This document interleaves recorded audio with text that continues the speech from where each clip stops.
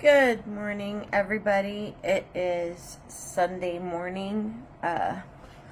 Yes, this is a travel version. I'm going to be doing probably a lot of travel thought pieces for the next till May. This is competition season. But anyways, yesterday, I was noticing you don't get to really have your phone out on the judge's riser. They don't like that, and I can see why. But I did get to scrolling, especially when I got done, because it takes me a couple hours to wind down a little bit. And I saw that there was. Anyways, I was scrolling through a couple of times on the when we did have breaks, and I noticed that there was. I can't get comfortable. I noticed that there was some posts about prong collars being banned in Queensland. I'm guessing that's in England because I thought they were already banned in Australia. I could be wrong.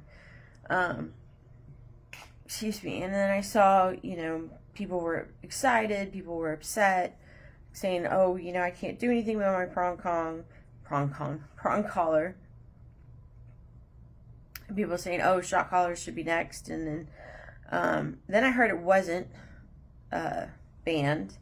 But long story short, I've noticed, and I think right now I have a bird's eye view because I've been gone for a while.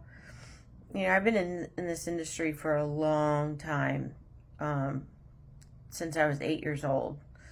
And I know how trainers can be.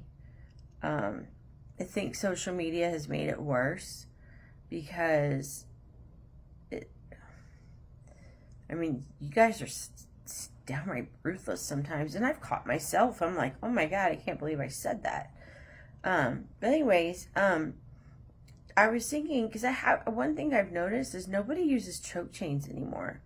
In a proper fitting, put on properly, used properly, choke chain can get just as much done as a prong collar.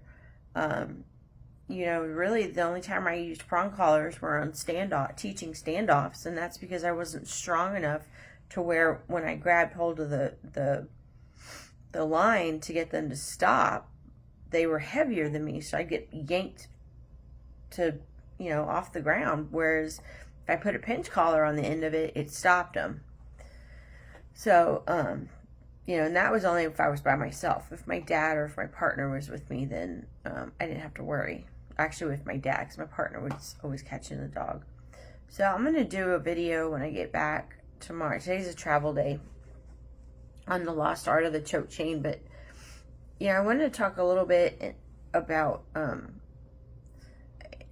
the stuff I've seen and I saw yesterday.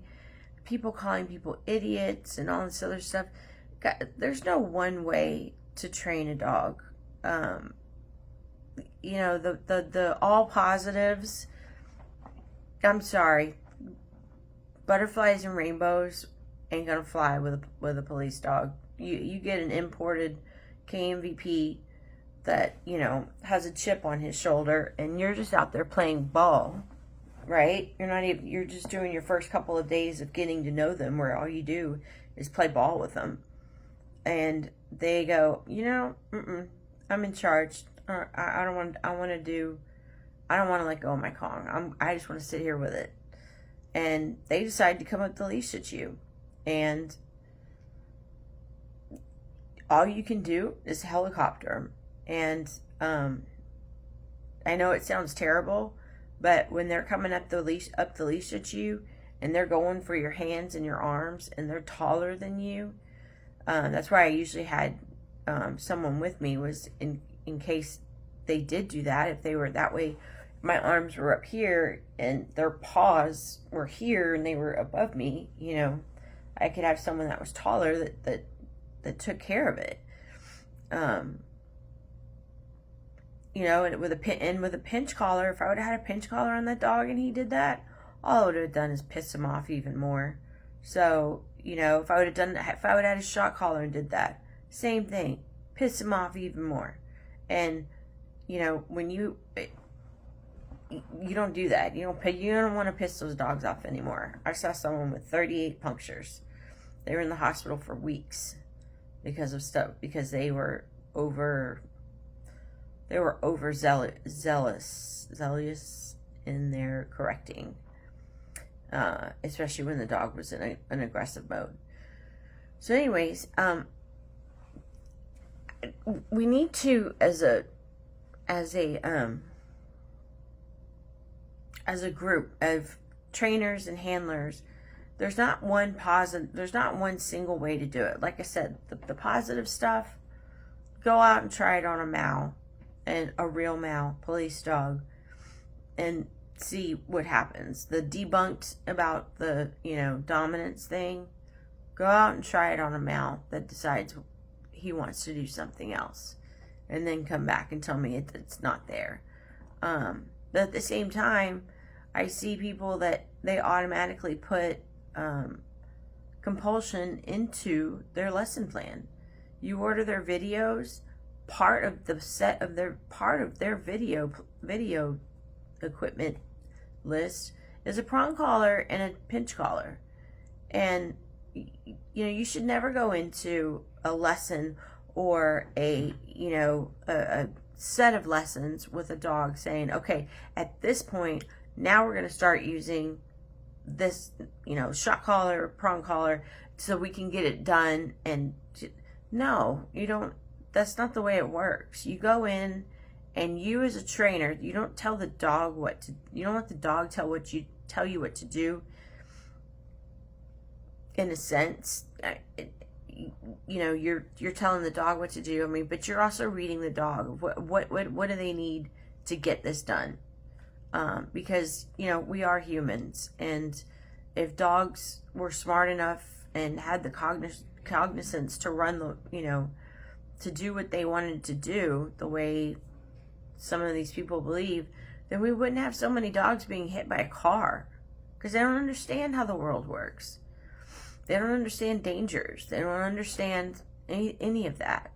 All they know is running and hunting and mating. So, I think we need to be more open-minded. My dad used to always tell me, the day that you think you know everything about training is the day you become a bad trainer. And he would send me with trainers, and I'd be like, Dad, you said he was a bad trainer. And he's like, well, he goes, a lot of the dogs that you're fixing are his dogs that got returned because they stopped working. So, and he goes, but, you never know. You could learn something, and you could, worst case scenario, learn what not to do. So I went with him, and I did learn a technique that it came to the same result as what my dad and I did. My dad just used a different technique. And so when I got back from training, my dad asked how it went, and I told him about the technique I learned. He goes, yeah. He said, it that works. He said, it takes you a little bit longer if you're going to use it, but he said if you feel like it fits you better, then use it. And neither of them had anything to do with choking the dog or correcting the dog, nothing like that. There's just a simple, different way. And it was one that required a lot more patience. But anyways, so I'm going to do a video because nobody knows how to use a choke chain anymore. And with y'all losing your ability to use the prong collar, a good fitting choke chain that's put on right, that's used right, you can do as much, if not more, with a choke chain than you can with a prong collar. You just have to know how to use it. And the helicoptering, it's not meant for that. The only time you helicopter is, when your life is in danger. Literally. Like you're looking at losing a limb with these dogs. Other than that, there's no reason to. But the choke chain is just meant to get a quick pop. Like, hey, quit. Don't do that. Hey, no, over here. Because yes, we should be telling the dogs what to do. Behavior modification is us changing their behaviors, not them changing ours. They shouldn't be changing our behaviors, the way we act, the way we do stuff. We shouldn't be, oh, the dog needs to do this first. No. But at the same time, we don't need to be planning on using a shock collar on them so that we can get it done in a certain amount of time. Anyways, so I just want to let y'all know I'm going to be putting a video out. This is going to be for both trainers and handlers. And, you know, if you have any questions, you can always DM me about it. But, you know, we need to bring that back. Bring back the art of it. Because it is an art. It takes timing. It takes practice. So, I hope y'all are having a good day. And I'll talk to you on Monday.